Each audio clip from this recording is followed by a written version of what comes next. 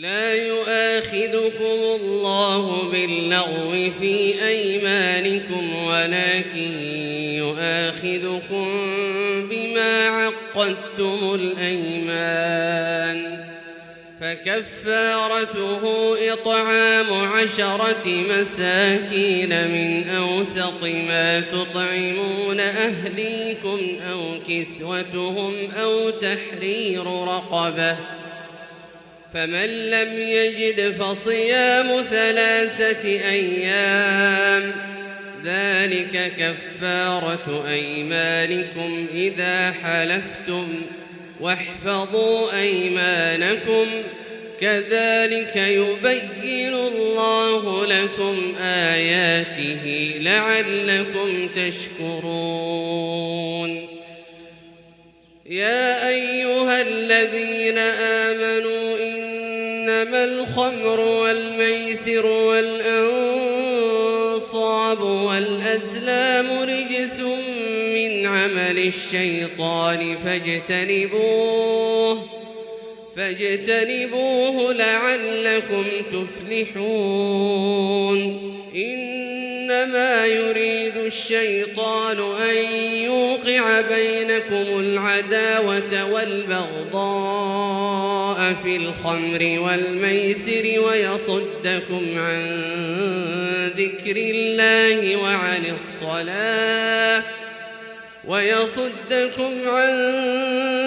الله وعن الصلاة فهل أنتم منتهون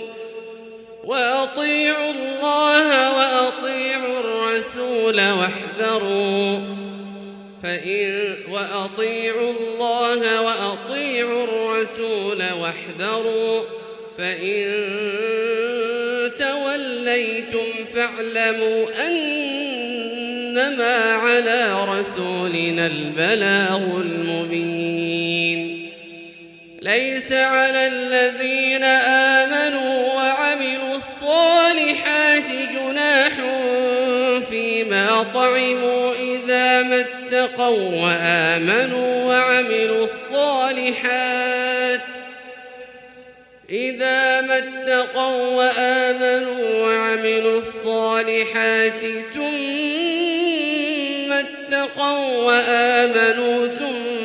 ثم اتقوا وأحسنوا والله يحب المحسنين يا أيها الذين آمنوا ليبلونكم الله بشيء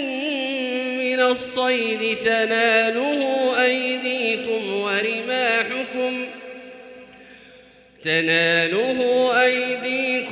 ورماحكم ليعلم الله من يخافه بالغيب فمن اعتدى بعد ذلك فله عذاب أليم يا أيها الذين آمنوا لا تقتلوا الصيد وأنتم حرم ومن قتله منكم متعمدا فجزاء مثل